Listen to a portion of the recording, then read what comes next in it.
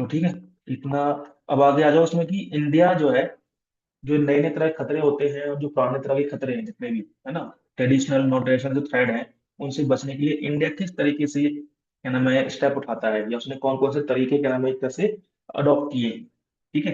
तो इंडिया की जो, क्या नाम है, डिफेंस पॉलिसी है, वो हमेशा रखना पीसफुल मानी जाती है ना। हम यहाँ कभी किसी पर अटैक नहीं थे। यहाँ हम इंडिया, सिर्फ इंडिया में ही नहीं बल्कि वर्ल्ड में पीस मेंटेन रहे, इसलिए हम, क्या नाम है, वर्ल्ड में एक पीसफुल कंट्री की तरह माने जाते हैं। आपने देखा होगा आज तक कभी इंडिया ने किसी पर अटैक नहीं किया, उल्टा अटैक हुआ है और हमने उसका, क्या नाम है, अच्छे से रिस्पॉन्स भी दिया है। और मोस्टली जो अटैक हुए हैं वो पाकिस्तान और चाइना की साइड से ही हुए हैं, है ना। तो हमारा सबसे ज्यादा इंपॉर्टेंट जो स्ट्रेटेजी है वो ये है कि हम, अगर हमारी बॉर्डर एरिया अगर सिक्योर रहेंगे, है ना, तो ही हम, क्या है, एक तरह से सिक्योर माने जाएंगे, या हम बाकी का डेवलपमेंट कर सकते हैं। जब तक हमारी मिलिट्री स्ट्रांग नहीं होगी, तब तक तो, क्या नाम है, हम किसी तरह का डेवलपमेंट कर ही नहीं सकते। ये पाकिस्तान का तो मेन मोटिव यही है कि भाई, बच्चे काफी लेट ज्वाइन कर रहे हैं अभी यार। चलो कोई ना। फिर पाकिस्तान का मेन मोटिव तो यही है कि भाई इंडिया को, क्या नाम है, हराना। भले ही, क्या नाम है, उसके पास खाने के लिए कुछ ना हो लेकिन इंडिया पर अटैक करेगा। तो कहने का मतलब ये कि हमें अपनी मिलिट्री को मॉडर्नाइज करना पड़ेगा। जैसे आज की डेट में ड्रोन का काफी ज्यादा यूज किया जाता है। अब वो जमाना गया, क्या नाम है, टैंक वगैरह और, क्या नाम है, बड़े बड़े फाइटर जेट यूज किए जा रहे हैं। अब मॉडर्न टेक्नोलॉजी यूज की जाती है, ड्रोन्स वगैरह। तो दूसरे देश में दूसरे को, क्या नाम है, कंट्री की बॉर्डर को क्रॉस किए बिना अपने ही देश से मिसाइल लॉन्च कर देना। तो कहने का मतलब ये कि हमें अपने मिलिट्री की जो स्ट्रेंथ है उसको और बढ़ाना चाहिए। जितना हो सके मॉडर्न टेक्नोलॉजी का यूज करना चाहिए, है ना, एडवांस वेपन का यूज करना चाहिए। नाइट विजन जो कैमरे होते हैं उनका यूज करें। इससे ये रहेगा कि मतलब हमारे कम से कम जो सोल्जर्स हैं उनका नुकसान होगा, यानी कि जो ह्यूमन कैजुअलिटी है अपनी कम से कम हो। जैसे अमेरिका ने क्या किया अभी वेनेजुएला पर जो अटैक किया, इसमें इसने एडवांस टेक्नोलॉजी का यूज किया। उसका एक भी सोल्जर, या क्या नाम है, जेट वगैरह हेलीकॉप्टर जो है, एक तरह से उसको, वो डिस्ट्रॉय नहीं हुआ, बिना, मतलब जीरो कैजुअलिटी हुई। एक ऑपरेशन किया गया, उस कंट्री के प्रेसिडेंट को उठाया और फिर अपने देश लेकर आ गए। तो ये कहने का मतलब ये है कि जिस तरह अमेरिका अपनी मिलिट्री का इतना अच्छे से मॉडर्नाइज कर रखा है, तो हमें भी अपनी मिलिट्री को और मॉडर्नाइज करना पड़ेगा। अब एक न्यूज आई है कि जो लोग, क्या नाम है, गुटखा वगैरह बीड़ी वगैरह मतलब कंज्यूम करते हैं ना, तो उस पर टैक्स बढ़ा दिया जाएगा। और जो टैक्स बढ़ाया जाएगा, उसका पैसा जो आएगा गवर्नमेंट के पास, वो पैसा हमारे मिलिट्री की जो, क्या नाम है, वेपन्स हैं उनको मॉडर्नाइज किया जाएगा। ठीक है। ये प्रिंस यादव ने हाथ उठाया है अभी।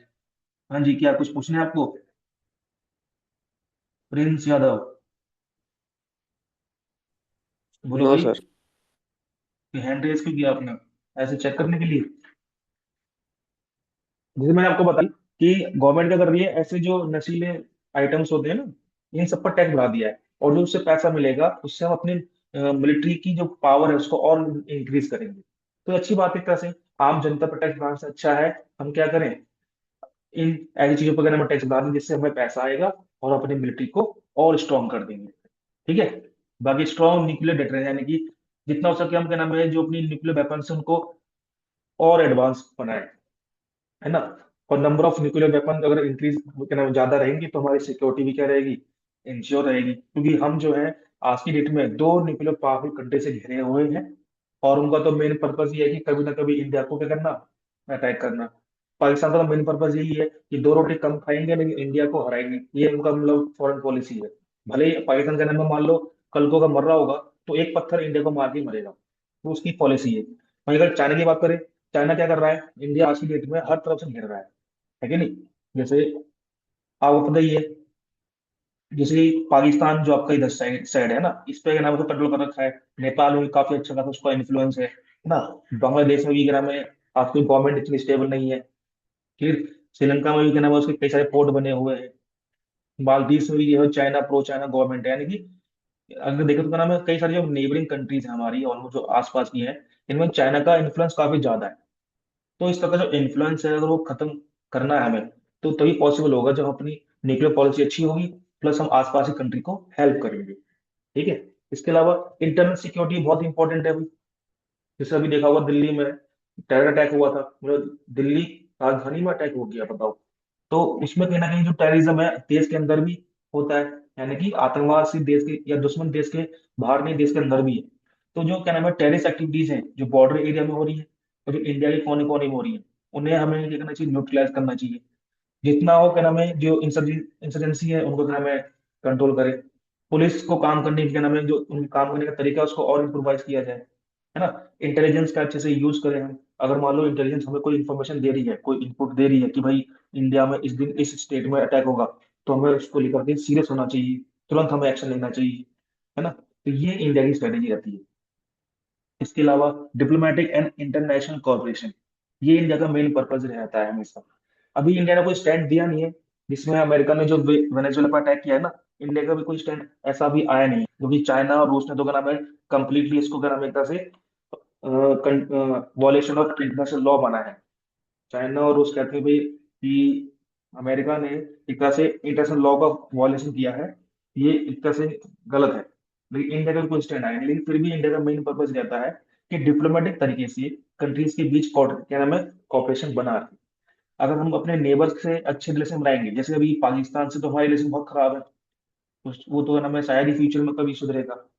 लेकिन हमें नेपाल से, बांग्लादेश से, ना श्रीलंका, मालदीव, इन सबसे हमें अच्छे रिलेशन स्टैब्लिश करने चाहिए, ताकि कल को जो हमारे नेबर हैं हमें हेल्प कर सके। अगर हमारे पड़ोसी अगर हमसे खुश नहीं होंगे, तो हो सकता है कि आने वाले टाइम में जो दुश्मन है वो हमारे पड़ोसी के घर में बैठ जाएगा, और फिर हमारे लिए प्रॉब्लम बन सकती है। क्या पता कल को चाइना नेपाल से हम पर अटैक कर दे, या बांग्लादेश साइड से अटैक कर दे, है कि नहीं।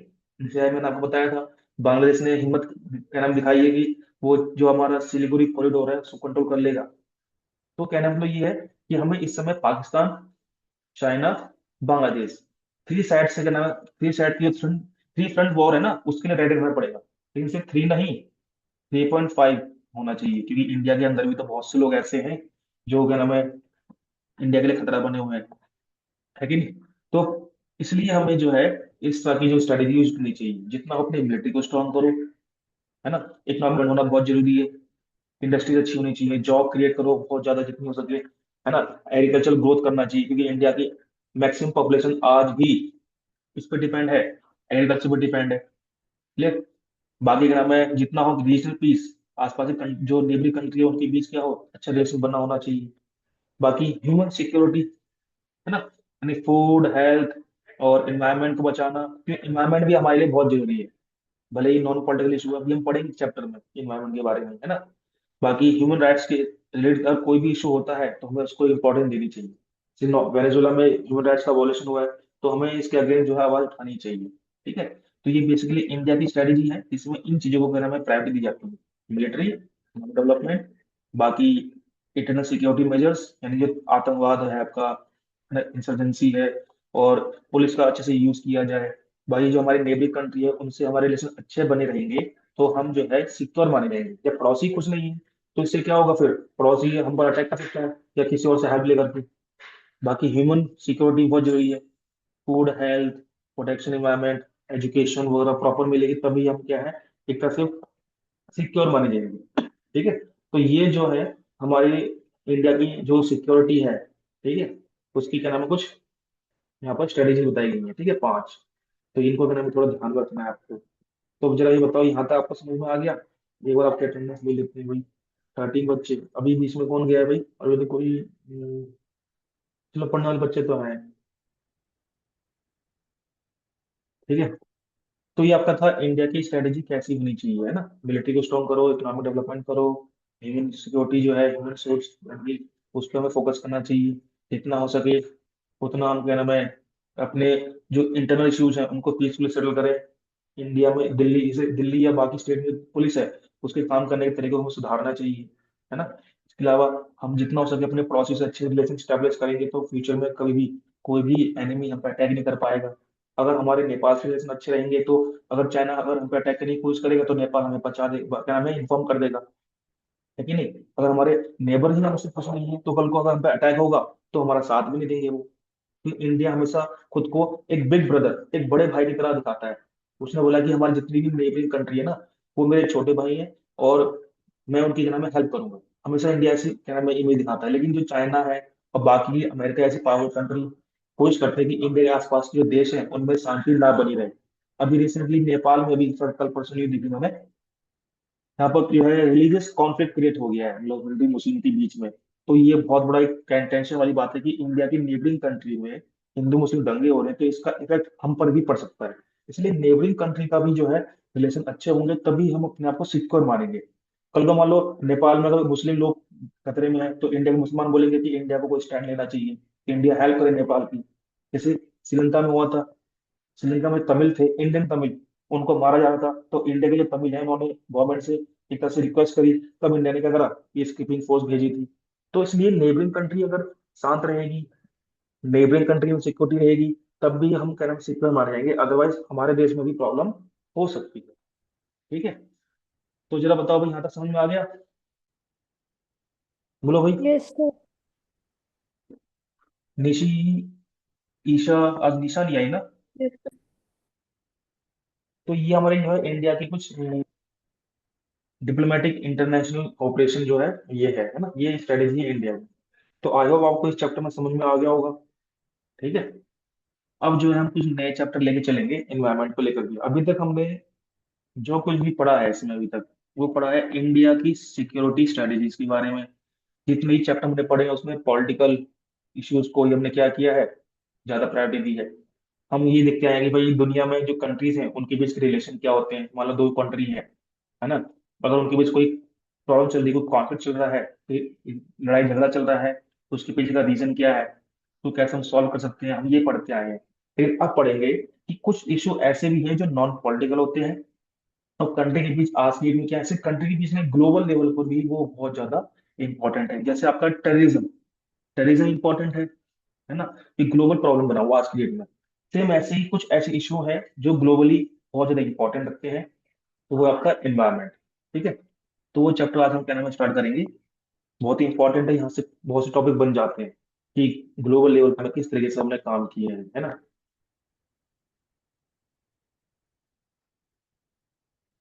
चैप्टर का नाम है आपका इन्वायरमेंट। इसमें इन्वायरमेंट से रिलेटेड कुछ चीजें हम पढ़ेंगे यहाँ पर, है ना। हम नॉर्मली सोचते आते हैं भाई इन्वायरमेंट तो कोई पॉलिटिकल इशू है नहीं। स्टार्टिंग में जितनी भी ग्लोबल पावर थी, अमेरिका, ब्रिटेन, फ्रांस, रूस, ये जितने भी देश थे, है ना, इन लोगों ने इन्वायरमेंट को भी ग्लोबल इशू समझा ही नहीं। इनका मानना था भाई इन्वायरमेंट तो बस एक नॉर्मल सा है, इसमें हम क्या इतना मतलब लेके चलें। क्योंकि जितनी भी डेवलप कंट्रीज हैं इन्होंने हमेशा इन्वायरमेंट को सबसे ज्यादा नुकसान पहुंचाया है ना। डेवलपमेंट के नाम पर हमने, सिर्फ डेवलप कंट्रीज नहीं, हम बात करें सिर्फ ह्यूमंस की अकॉर्डिंग, इंसान एक ऐसा क्या नाम है, मान लो सोशल एनिमल है। हम क्या है, सोशल एनिमल। हमने हमेशा नेचर से लिया है, बदले में दिया कुछ भी नहीं है। ठीक है, तो कहने का मतलब ये है कि इन्वायरमेंट जो है बेसिकली यहाँ पर वो ग्लोबल इश्यूज को सॉल्व करने के लिए बताया गया है, कि आज की डेट में एनवायरनमेंट में कई सारे ऐसे इश्यूज हैं जो सिर्फ एक पर्सन या एक कंट्री के अकॉर्डिंग नहीं है, ये country to country global level पर क्या है हमारे लिए इंपॉर्टेंट है। Environment is our natural world, है ना, that sustain all life on earth. यानी सीधी सी बात है, हमारे आसपास का जो क्या नाम है एनवायरनमेंट है, जिसको जिसने हमें आसपास घेरा हुआ है, वही तो एनवायरनमेंट है। जहाँ बैठे हो, है ना, साफ हवा सांस ले रहे हो, पेड़ पौधे हैं पे, तो ऐसे में क्या होगा, यहाँ पर आप इजिली जो है यहाँ पर रह सकते हो। अगर एनवायरनमेंट ही सही नहीं होगा तो आप वहां पर क्या नाम है सर्वाइव नहीं कर पाओगे। एनवायरनमेंट से हम है और हमसे एनवायरनमेंट है। आपने छोटी क्लास में पढ़ा होगा कि जो फूड चेन होती है ना, उस फूड चेन में जो इंसान है बेसिकली, वो इंसान जो है एक तरह से क्या है, टॉप में आता है। अगर एनवायरनमेंट में हल्का सा भी कोई चेंज आता है, तो उसका इफेक्ट पूरी दुनिया पे पड़ेगा। इससे कोई कंट्री ऐसा नहीं, मतलब अगर दिल्ली में अगर पॉल्यूशन बढ़ गया है तो दिल्ली के लोगों की प्रॉब्लम है, हमारी प्रॉब्लम नहीं है। जो कंडीशन आज दिल्ली की है वो हो सकता है कि बाद में और स्टेट्स की भी हो जाए, है कि नहीं। तो एनवायरनमेंट हमारे लिए बहुत जरूरी है। जिस तरह क्या नाम है, वर्ल्ड पीस, यूएनओ, जो आज कंट्री में जो वॉर चल रही है, इससे अगर पूरी वर्ल्ड को अगर क्या नाम है इफेक्ट पड़ रहा है, तो एनवायरनमेंट ही हमारे लिए बहुत जरूरी है। ठीक है, तो environment all external condition affect life on earth. यानी कि जैसे मैंने बताया ना, जैसे जानवर होते हैं, वो तो अपने आप को नीचे के अकॉर्डिंग क्या करते हैं, उसके अकॉर्डिंग अपने आप को ढाल लेते हैं।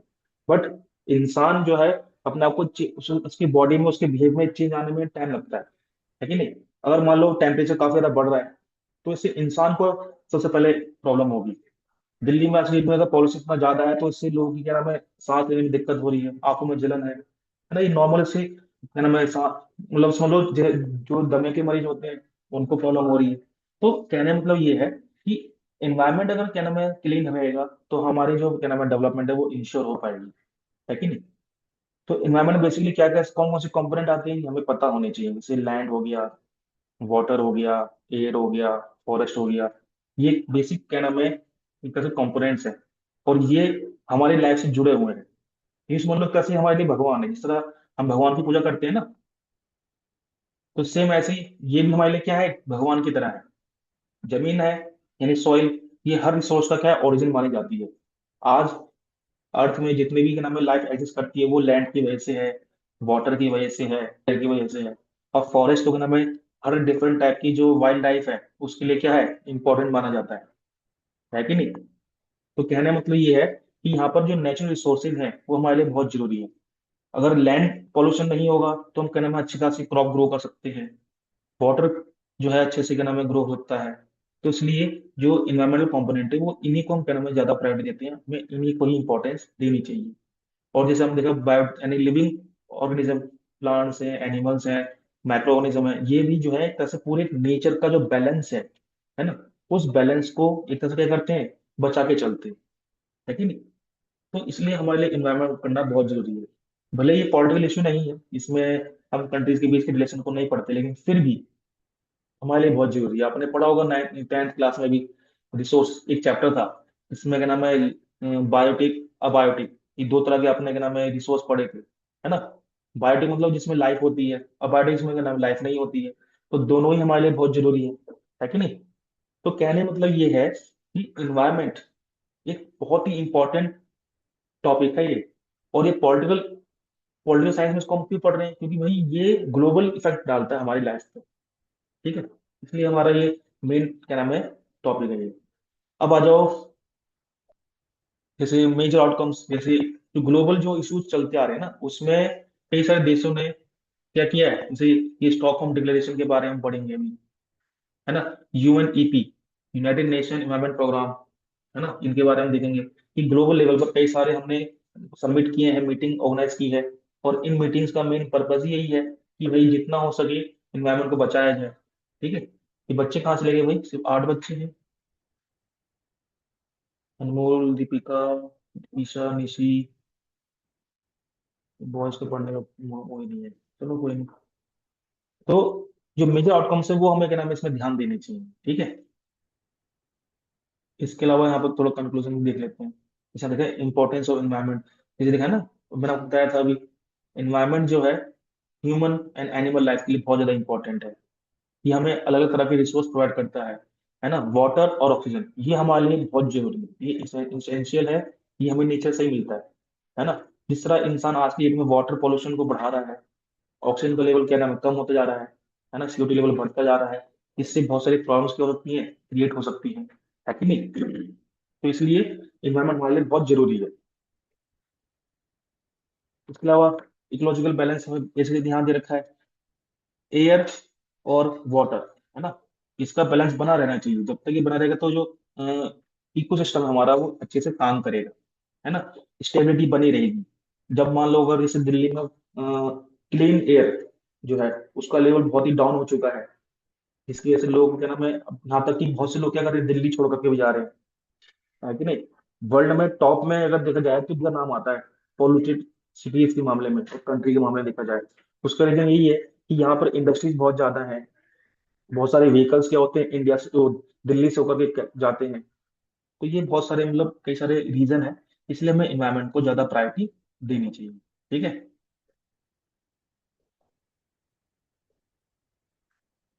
बाकी ये कन्वीनियंस के मामले में जो आपका इन्वायरमेंट है सोर्स ऑफ लाइफ है ना। अगर इन्वायरमेंट रहेगा तो अर्थ पर जो लाइफ है वो भी एग्जिस्ट करेगी, ठीक है। बाकी affect our health and future, यानी कि हमारे हेल्थ को फ्यूचर को क्या करेगा, एक तरह से अफेक्ट करेगा। और अगर अर्थ में हमारा जो एनवायरमेंट है वो क्लीन है, तो इससे हम जो है एक तरह से मेंटली और फिजिकली क्या रहेंगे, एक तरह से रेडी रहेंगे डिफरेंट डिफरेंट टाइप के टास्क को पूरा करने के लिए, ठीक है। अब आ जाओ environmental concern in world politics, यानी कि आज की डेट में वर्ल्ड पॉलिटिक्स में एनवायरमेंट को क्यों इतना इंपॉर्टेंस देते हैं, है ना। क्योंकि इन्वायरमेंट जो है एक ग्लोबल इशू है, इससे क्लाइमेट को काफी ज्यादा हमें चेंज देखने को मिलता है। जैसे देखा नहीं है, अगर ठंड पड़ती है तो बहुत ज्यादा ठंड पड़ती है, सर्वाइव करना बहुत मुश्किल होता है। गर्मी पड़ती है तो इतनी ज्यादा गर्मी पड़ रही है कि इंसान जो है तो इसी तरह घर से बाहर नहीं निकल पा रहा है। इसके अलावा ओजोन डिप्लीशन आपने पढ़ा होगा कि हमारे जो अर्थ है ना, अर्थ के पास एक लेयर बनी होती है ना, जो हमारी सन से आने वाली यूवी लाइट जो होती है, अल्ट्रावायलेट लाइट जो होती है, उससे हमें प्रोटेक्ट करता है। तो जो ओजोन लेयर है उसमें क्या काफी ज्यादा नुकसान हो रहा है, उसका मेन पर्पस क्या है? CFCS, क्लोरोफ्लोरोकार्बन, जो गैस है, उससे क्या होता है, ओजोन लेयर को काफी नुकसान होता है। प्लस जो इतना क्लाइमेट चेंज हो रहा है, इससे बायोडायवर्सिटी क्या हो रही है, खत्म हो रही है। अगर जो डिफरेंट डिफरेंट स्पीसीज हैं, अगर वो खत्म हो जाएंगी, तो इससे जो है हमारे अर्थ पे, मतलब इन्वायरमेंट पे काफी ज्यादा इसका नेगेटिव इफेक्ट पड़ेगा। है कि नहीं? बहुत सी स्पीसीज ऐसी हैं जो खत्म हो रही हैं, वो क्या नाम है, एक्सटिंक्ट हो चुकी हैं, मतलब या क्या नाम है, खत्म होने वाली हैं। ठीक है। और जो ग्लोबल इश्यूज है, इस एक कंट्री पर नहीं बल्कि पूरी वर्ल्ड पर क्या नाम है, अफेक्ट करता है। तो इसके लिए हमें एनवायरमेंट को बचाने के लिए कोई एक अकेला देश, मान लो इंडिया, अगर मान लो एनवायरमेंट को बचाने आएगा, ठीक है, तो इंडिया अकेले अपने आप को एनवायरमेंट नहीं बचा सकता है। पर इंडिया में जो इन्वायरमेंटल इश्यूज हैं, उन्हें हमें सॉल्व करना है। तो ऐसे में हमें यहाँ देखना पड़ेगा कि हमें कुछ कॉपरेशन करने पड़ेंगे इंटरनेशनल लेवल पर। और वो कॉपरेशन कैसे होंगे, जैसे अभी हम पढ़ेंगे आगे हम, कि जैसे आपका रियो डी जेनेरियो, हम इसके बारे में पढ़ेंगे, अर्थ समिट के बारे में। इस समिट में दिखाया गया भी पहली बार इन्वायरमेंट को एक ग्लोबल इश्यूज माना गया, है ना। और इन्वायरमेंट को बचाने के लिए कई सारी कंट्री सामने आई, उन्होंने 21 एजेंडाज रखे। और वो एजेंडा में से जो आपका सस्टेनेबल डेवलपमेंट है, ये बहुत इंपॉर्टेंट प्रूफ हुआ। इस कॉन्सेप्ट को हमने इंट्रोड्यूस किया। और आज हम देखें तो सस्टेनेबल डेवलपमेंट क्या है, पूरी दुनिया में एक तरह से अप्लाई किया जा रहा है। मतलब पॉसिबल नहीं है लेकिन इम्पॉसिबल भी नहीं है ना। तो हम उसको क्या नाम है, एक तरह से आजकल तो क्या नाम है, इस टारगेट को पूरा कर लेंगे कि सस्टेनेबल डेवलपमेंट होना चाहिए। तो ग्लोबल इश्यूज क्लाइमेट को भी क्या नाम है, एक तरह से क्या करता है, चेंज करता है। ओजोन लेयर है, बायोडाइवर्सिटी, इसको अफेक्ट करेगा। और ये सिर्फ कंट्री पे नहीं बल्कि पूरी दुनिया पर अफेक्ट करता है। इसलिए इसको बचाने के लिए हमें इंटरनेशनल कोऑपरेशन करना बहुत जरूरी है। ठीक है। तो यूएनओ जो है, सिर्फ पॉलिटिकल इशू नहीं, नॉन पॉलिटिकल इश्यूज को भी क्या नाम है, सॉल्व करता है। ठीक है। जितना हो सके इन्वायरमेंट को बचाएंगे तो कंट्री क्या होंगी, हमारी बचती रहेंगी। ठीक है। ये प्रीतम सिंह कौन है भाई? हाँ जी, प्रीतम सिंह। ठीक है। बाकी इसमें पॉल्यूशन है, यानी कि आज आपने देखा होगा आजकल पानी जो है, आपने छोटी में पढ़ा होगा ना, कि दुनिया में जो फ्रेश वाटर है वो 2.5% बोला जा रहा था पहले, अब 2% या उससे कम और हो चुका है। यानी कि लगातार जो ड्रिंकेबल वाटर है, जो फ्रेश वाटर है, वो भी कम हो रहा है ना, वाटर पॉल्यूशन की वजह से। जितने सारे रिसोर्स पहले हमारे पास इजिली अवेलेबल थे, अब वो रिसोर्स क्या हो रहे हैं, खत्म होते जा रहे हैं। तो ये अपना में बहुत बड़ा क्या है, इशू है। इसलिए हम क्या नाम है, इसको एक तरह से पॉलिटिकल इशू लेके चलते हैं, है ना। यहाँ पे तो ग्लोबल एफर्ट कई सारे हम इसमें पढ़ेंगे, इसमें सबसे ज्यादा इंपॉर्टेंट है ये, एग्जाम में जो क्वेश्चन बनते हैं ना, यहाँ से बनते हैं। स्टॉकहोम समिट क्या था, रियो डी जेनेरियो क्या था, है ना, क्योटो प्रोटोकॉल। ठीक है। इनके बारे में ये जो तीन है, इनमें से एग्जाम में जो है कोई एक आता है, कंफर्म आता है कि भाई, या आप मान लो तीनों पूछ लेगा। ठीक है। हम पढ़ेंगे इसमें स्टॉकहोम में क्या, कौन से क्या नाम है, स्टेप उठाए गए, इसके क्या क्या कंक्लूजन निकले। फिर हम पढ़ेंगे ये नॉर्थ और साउथ डिवीजन क्या है, क्योंकि इन्वायरमेंट को बचाने के लिए ना, जो दुनिया है ना, दो पार्ट में डिवाइड हुई है। एक नॉर्थ पोल, एक साउथ पोल, है ना। यानी कि एक डेवलप कंट्री, ठीक है, और ये आपका डेवलपिंग कंट्री, यानी कि इंडिया और जैसे अमेरिका। इंडिया के अमेरिका कहता है कि भाई इन्वायरमेंट जो है प्रॉपर्टी है, इन्वायरमेंट जो है सबके लिए है, तो उसको बचाने की रिस्पॉन्सिबिलिटी सबकी होनी चाहिए। इंडिया जैसे जो गरीब देश है वो कहते हैं कि भाई इंडिया अकेला का नाम इन्वायरमेंट को नहीं बचाएगा, क्योंकि इन्वायरमेंट को नुकसान पहुंचाया किसने, डेवलप कंट्री ने पहुंचाया है। डेवलपिंग कंट्री तो भी क्या है, अभी डेवलपिंग स्टेज में है, उनको अभी थोड़ी सी छूट मिलनी चाहिए इन्वायरमेंट को लेकर के। क्योंकि सबसे ज्यादा नुकसान अगर अमेरिका जैसे पावरफुल कंट्री ने पहुंचाया है, तो सबसे ज्यादा रिस्पॉन्सिबिलिटी उन्हीं की होनी चाहिए। यानी कि कॉमन प्रॉपर्टी तो है इन्वायरमेंट, बट उसके प्रोटेक्शन की जो रिस्पॉन्सिबिलिटी है वो डिफरेंट होनी चाहिए। ये इंडिया जैसी डेवलपिंग कंट्री का स्टैंड है। तो ये सब जो है इस चैप्टर में क्लियर किया जाएगा। ठीक है। तो इन्वायरमेंट को बचाने के लिए हमें कलेक्टिव ग्लोबल एक्शन की हमें जरूरत है। हम मिलकर काम करें, लेकिन जो गरीब देश है वो अपनी कैपेसिटी के हिसाब से काम करे, और जो अमीर है वो तो क्या नाम है, इन्वायरमेंट को बचा ही सकते हैं। इसलिए हमें सबसे ज्यादा जो कार्बन रिलीज हम कर रहे हैं ना, उसको कम करना चाहिए। जैसे मैंने आपको बताया था कि आज की डेट में सबसे ज्यादा कार्बन रिलीज जो करता है वो अमेरिका करता है ना। अब अमेरिका ने बोला है कि भाई 5 करोड़ जो बैरल ऑयल है वेनेजुएला से अमेरिका खरीद के नाम है लेगा कंपनसेशन के तौर पे। अब भाई ऑयल वगैरह जितना ज्यादा यूज करोगे तो कार्बन रिलीज तो होगा ही होगा, है कि नहीं? तो कहने का मतलब है कि अमेरिका आज भी सबसे ज्यादा कार्बन रिलीज कर रहा है, जिसकी वजह से काफी ज्यादा प्रॉब्लम बनी हुई है, ठीक है नहीं? टेम्परेचर काफी ज्यादा बढ़ता जा रहा है। जब टेम्परेचर बढ़ेगा तो ग्लोबल वार्मिंग होगी, जो बड़े बड़े ग्लेशियर है वो क्या होंगे, एक तरह से मेल्ट हो जाएंगे। ओजोन लेयर मान लो प्रॉपर खत्म हो गई, तो यूवी लाइट जो है वो हमारे अर्थ पे एंटर कर जाएंगी। इससे क्या नाम है, कई सारे इसकी डिजीज क्या नाम है हमें फेस करने को पड़ सकते हैं। प्लस इतना पॉल्यूशन बढ़ रहा है, इंडस्ट्री इतनी ज्यादा बन रही है, जो बायोडाइवर्सिटी है वो खत्म होती जा रही है, पॉल्यूशन बढ़ रहा है कि नहीं? और कई सारे जो ग्लोबल इश्यूज हैं वो हमें देखने को मिल रहे हैं। तो ये दिखाता है कि किस तरीके से इंडिया में जो इन्वायरमेंट है वो बहुत ज्यादा जरूरी है, इंडिया में नहीं बल्कि पूरे वर्ल्ड में। तो यहाँ पर मोस्टली रियो समिट और क्योटो प्रोटोकॉल, प्रोटोकॉल मतलब होता है रूल्स, हमें कुछ रूल्स फॉलो करने पड़ेंगे, ठीक है? तो रियो समिट है, क्योटो प्रोटोकॉल है, ये हमारे लिए बहुत जरूरी है, ठीक है? इसमें सबसे ज्यादा इंपॉर्टेंट रहेगा रियो समिट में जो 21 एजेंडा थे ना, उसमें ये सस्टेनेबल डेवलपमेंट, इसके ना वर्ड पे ध्यान देना जरा, एक बार मैं बताया था, क्लास 2 मिनट बचे हैं, है ना? इस पर थोड़ा सा फोकस करना है आपको।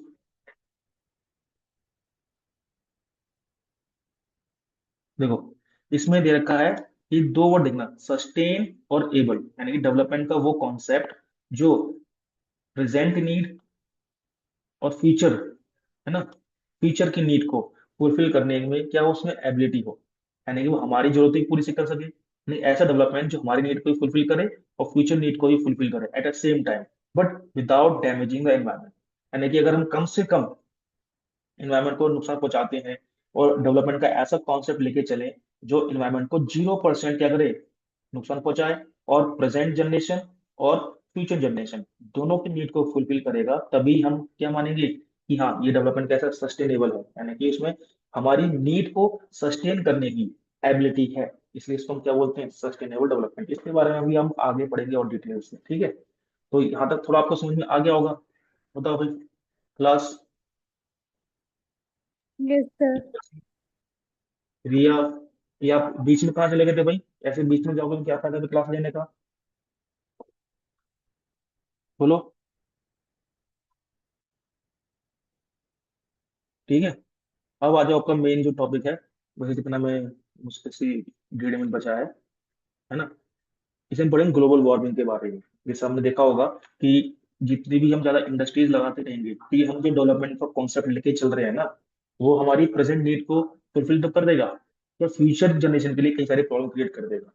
कि जितनी ज्यादा हम इंडस्ट्री लगा रहे हैं, पेड़ काट रहे हैं, है ना, इससे क्या हो रहा है, अर्थ का जो टेम्परेचर है वो लगातार बढ़ता जा रहा है ना? उसके बढ़ने की वजह से क्या होगा भाई, सीधी सी बात है, वाटर लेवल बढ़ेगा, फ्लड आएगा, या क्या नाम है, सूखा पड़ जाएगा, ठीक है? तो कहने का मतलब ये कि जो हमारी अर्थ है उसका टेम्परेचर बढ़ेगा, तो एक आग का गोला बन जाएगी, तो यहाँ पर सर्वाइव करना बहुत मुश्किल होगा। आज नहीं, लेकिन आने वाले टाइम में हमारे लिए बहुत ज्यादा प्रॉब्लम हो सकती है ना? जो अर्थ का क्लाइमेट है वो चेंज होगा, है कि नहीं? बारिश पड़ेगी तो बहुत ज्यादा बारिश पड़ेगी, अगर नहीं पड़ेगी तो क्या ना बिल्कुल सूखा पड़ेगा, टेम्परेचर बढ़ जाएगा, सांस नहीं ले पाओगे, है ना? कार्बन रिलीज बहुत ज्यादा हो रहा है इसी वजह से, है कि नहीं? तो जितना हो ग्लोबल वार्मिंग में हम अर्थ के टेम्परेचर को हमें कम करना चाहिए, यानी कि पेड़ लगाने चाहिए, ठीक है? पेड़ लगाने से क्या नाम है, हो सके तो इन्वायरमेंट को बचाने के लिए हमें ऐसी इंडस्ट्रीज को बंद करना चाहिए जो इन्वायरमेंट को बहुत ज्यादा नुकसान पहुंचा रही है, ठीक है? तो उसके आगे का हम जो है कल पढ़ लेंगे, अभी के लिए इतना रखते हैं। कोई डाउट हो तो बता देना, है ना? ये चैप्टर बहुत इंपॉर्टेंट है एग्जाम पॉइंट ऑफ व्यू से भी, उसमें बहुत सारे टॉपिक बन जाते हैं जो आप इजिली इनके आंसर